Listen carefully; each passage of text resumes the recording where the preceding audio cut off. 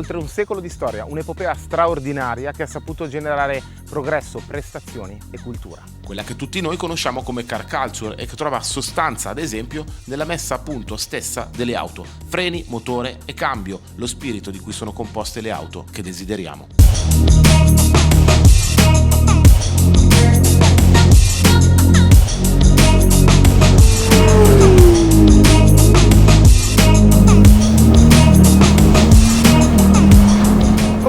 Comportarsi gli elementi cardine della prestazione in pista e come dovrebbero essere fatti i componenti che garantiscono l'emozione dell'accelerazione longitudinale? Beh, in pratica come i freni, i motori e i cambi di queste tre auto, lo stato dell'arte di ciò che si dovrebbe avere per le mani quando si gioca alla guida.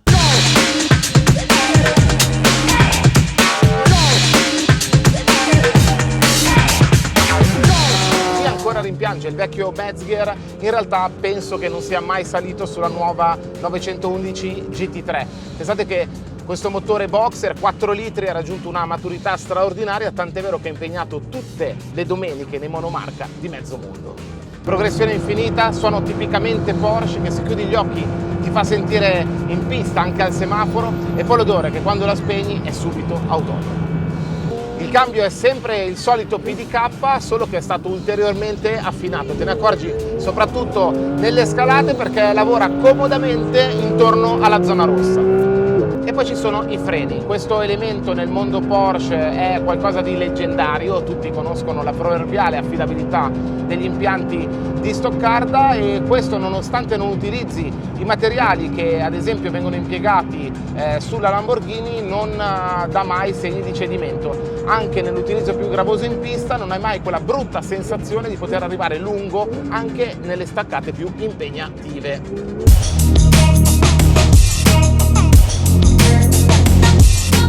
C'è una storia dietro questo motore. Il progetto risale alla 991 prima serie GT3, ma all'inizio sono successi un po' di casini, con alcuni casi di incendio. Quindi la Porsche, divisione GT, ha lavorato giorno e notte per riprogettare quasi da zero il motore e dalla 991.2 in poi c'è questo propulsore, uno dei migliori 6 cilindri boxer aspirati mai costruiti da Porsche. Questo specifico ha i singoli corpi farfallati, finezza per essere più reattivo quando vai sul gas. E il cambio gli va dietro, perché con un ulteriore fine tuning il PDK adesso è ancora più rapido, specie in scalata. Per chi lo desidera, rarità, sappia che c'è anche il manuale optional gratuito.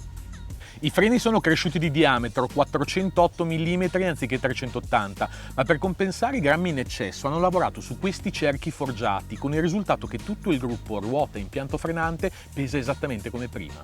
Sì, perché la sfida più grossa è stata quella di mantenere lo stesso peso della precedente GT3 partendo da una base, la 992, ben più grande. Cofano anteriore in fibra di carbonio, è a richiesta pure il tetto, 2 kg limati sui paraurti, 6 con la vetratura più sottile e altri con la batteria più leggera e l'impianto di scarico specifico.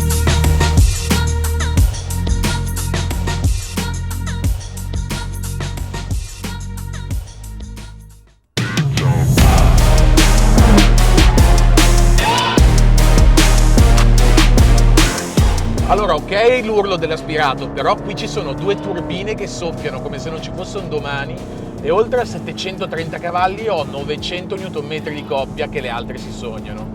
E non è un dato da sottovalutare tutta questa coppia, perché poi ovviamente è da gestire.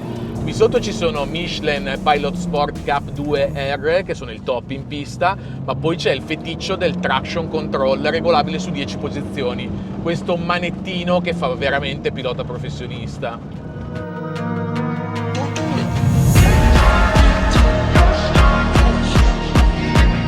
Ma torniamo al vuoto, questo suona in maniera totalmente diversa rispetto al solito gorgoglio AMG, perché c'è l'albero piatto e serve per salire di giri in questo modo.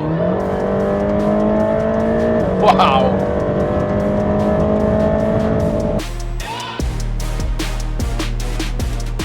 Di base è il solito M178, il conosciuto V8 4000 biturbo che spinge gran parte della gamma AMG, ma lui ha siglato LS2, 2 lettere e un numero che fanno una grande differenza. Infatti, come detto, ha l'albero piatto, cioè con i perni di banco di biella sullo stesso piano, come i 4 cilindri. E poi guardate dove è posizionato, molto arretrato, ben prima dell'asse anteriore, e questo per favorire la distribuzione dei pesi. Cambia così l'ordine d'accensione, che di riflesso modifica il suono e aumenta un po' la ruvidità.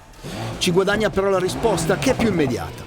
La M178 LS2 ha anche alberi a camme, collettori di scarico e turbine dedicati, con quest'ultime twin scroll che hanno una girante capace di coinvolgere 1100 kg di aria all'ora anziché i 900 del motore base.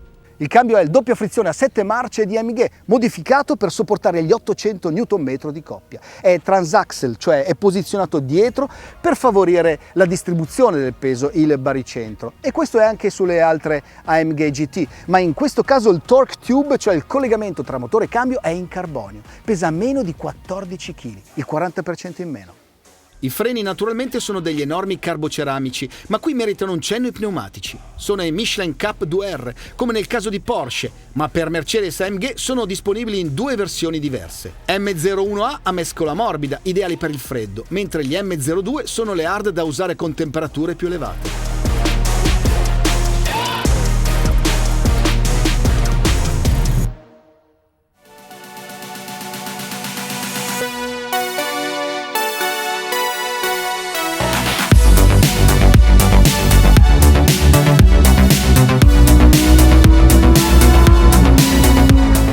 È possibile scoprire tutte le carte di questa Lambo. Parto dal motore, stiamo parlando della massima espressione del 10 cilindri aspirato, ma con questa overdose di aerodinamica e telaio passa quasi in secondo piano. Ed è quello che urla più di tutti. Impossibile non riderci sopra tutte le volte che apri il gas.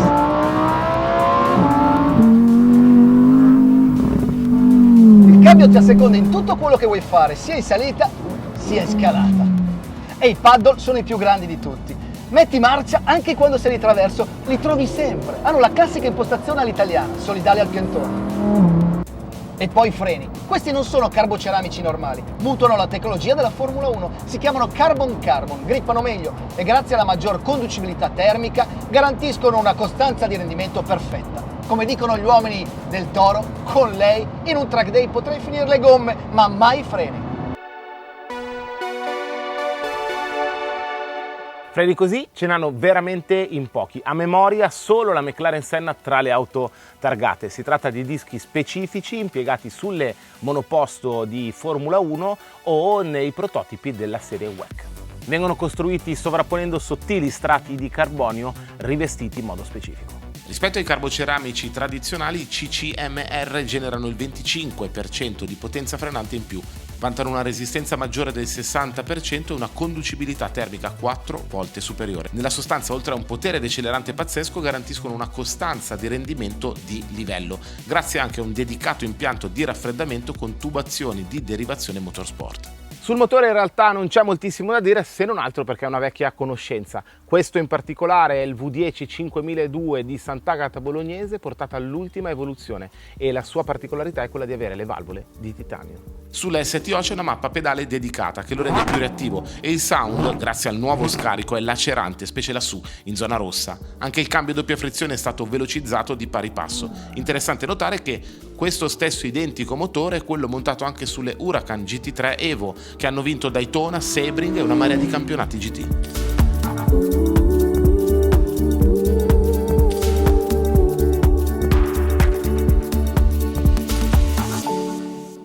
Nel campo della messa a punto della sospensione ci sono anche le filosofie.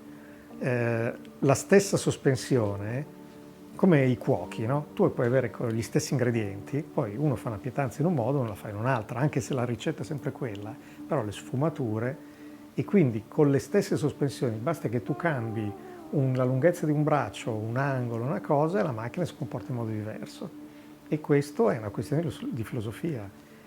Non è detto che siano più bravi quelli di una casa o quelli dell'altra, semplicemente hanno una loro impostazione che magari favorisce la maneggevolezza a scapito della stabilità, o viceversa preferisce dare una stabilità a tutta prova per essere più intuitiva anche per chi non è magari super bravo al volante.